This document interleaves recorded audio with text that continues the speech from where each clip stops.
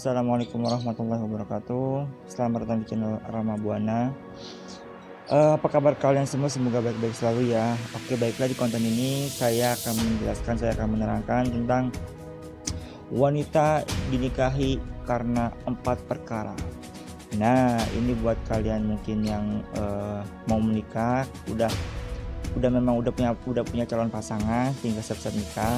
Atau mungkin kalian yang masih single atau masih sendiri ya. Nah, mungkin saran-saran dari aku atau mungkin menurut aku ini bisa jadi solusi buat kalian. Tapi saya sendiri juga nyari referensinya dari yang masih memang terkait dengan agama ya, jadi ya harus mengikuti prosedurnya agama gitu kan. Karena agama saya Islam, jadi harus mengikuti prosedurnya agama Islam gitu. Jadi nggak bisa jauh dari situ ya, harus mengikuti Al-Quran dan Sunnah dan ijma para ulama ya. Oke, baiklah, wanita dinikahi karena 4 perkara. Apa aja 4 perkara itu ya? Ini buat kaum lelaki, ini harus nyari wanita yang baik-baik nih, yang benar-benar. Kalau nggak baik tuh rugi kalian.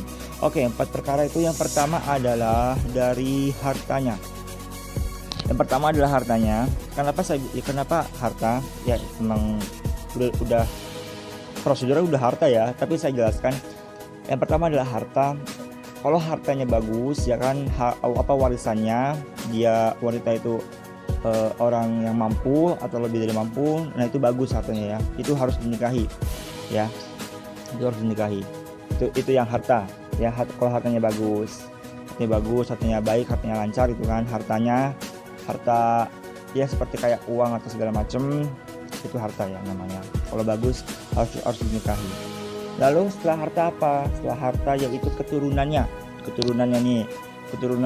dia dari buyutnya, dia dari kakek neneknya, dia dari leluhurnya, baik atau tidak nih leluhurnya, dari atasannya wanita itu baik nggak gitu kan, dari orang tuanya baik nggak gitu. Kalau memang dari buyutnya atau dari kakek neneknya baik ya, itu harus dinikahi, boleh dinikahi ya, karena memang sudah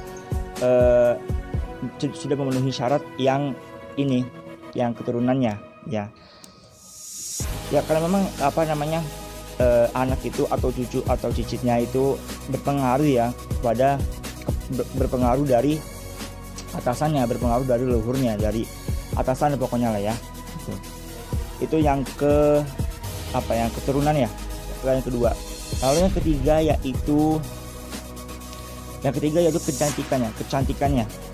Maupun itu dari kecantikan wajahnya ataupun itu dari kecantikan fisiknya atau badannya. Nah itu, atau kecantikan sifatnya ya.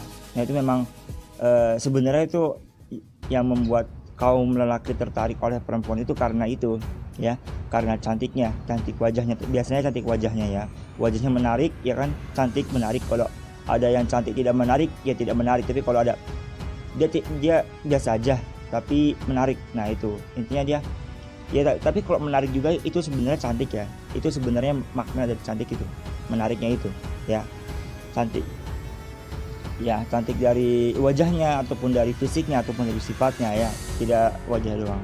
Dan cantik itu tidak semestinya, tidak harus dari wajahnya.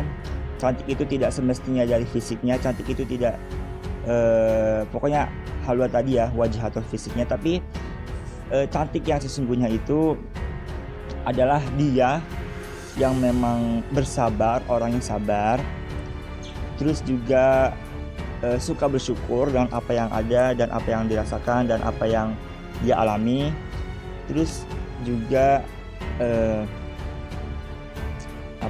suka memaafkan ya, suka memaafkan dengan yang lain. Nah itu cantik yang sesungguhnya ya. Dia bersabar, dia suka memaafkan, dan dia juga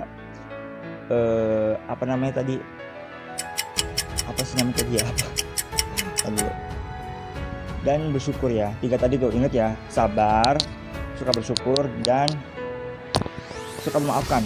Itu yang cantik sesungguhnya dari wanita ya, itu. Terus yang terakhir adalah agamanya.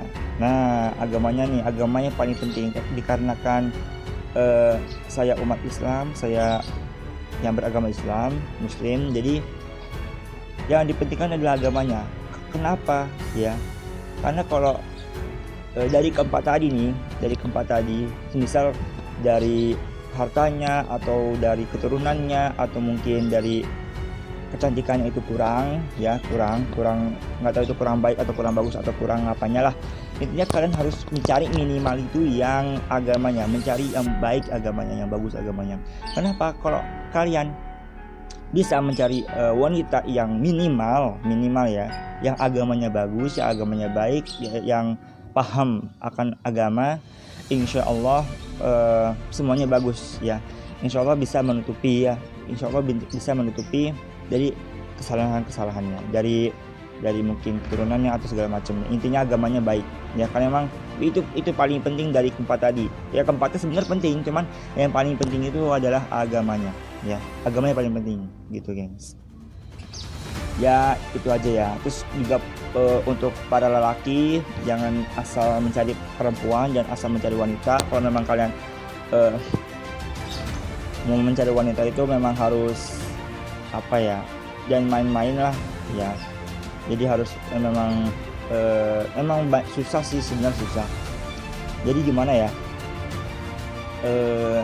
memang beda wanita zaman dahulu sama zaman sekarang itu beda. Bedanya apa?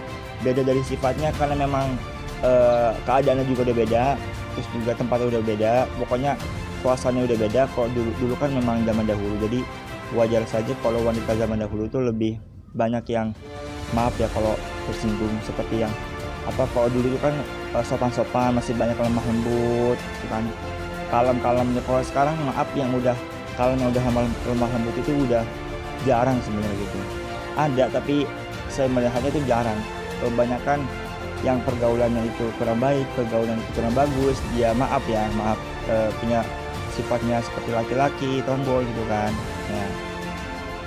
Itu jadi tantangan untuk lelaki ketika mencari pasangan di zaman ini, yaitu itu tadi ya, harus memang benar-benar mencari yang bagus, mencari yang memang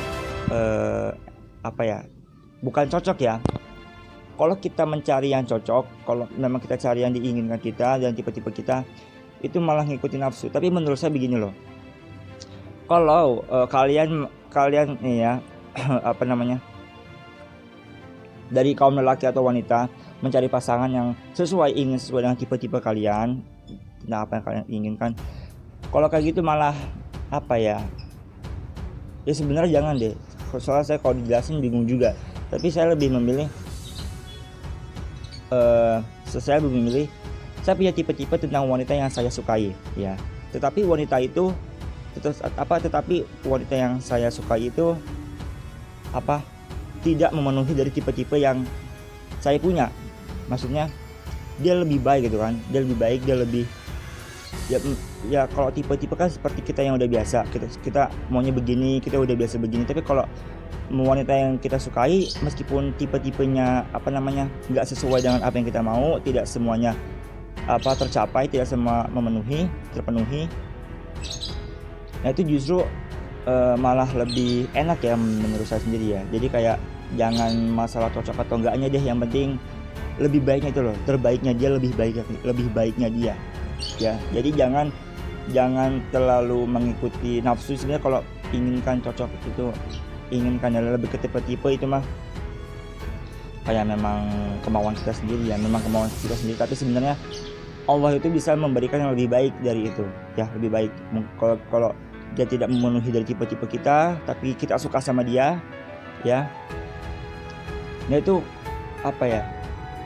semoga aja itu semoga aja Allah itu memberikan yang lebih baik dari apa yang kamu sukai, dari apa yang kamu tipekan gitu. Jadi banyak ya, beragam sekali bagaimana seorang lelaki dan wanita itu menikah atau mencari pasangan atau jodoh ya. Itu banyak sekali cara-caranya, terus juga beragam lah pokoknya seperti itu ya. Itulah tadi wanita yang boleh dinikahi karena empat perkara ya. Jadi kalau ya intinya tadi yang sudah saya jelaskan itu minimal agamanya. Kalau agamanya baik, insya Allah semuanya baik, insya Allah ya, insya Allah. Oke, mungkin segitu aja untuk konten kali ini. Mungkin semoga aja kalian mengerti, semoga aja kalian paham, juga kalian lakukan, semoga aja bermanfaat. Oke. Terima kasih udah nonton.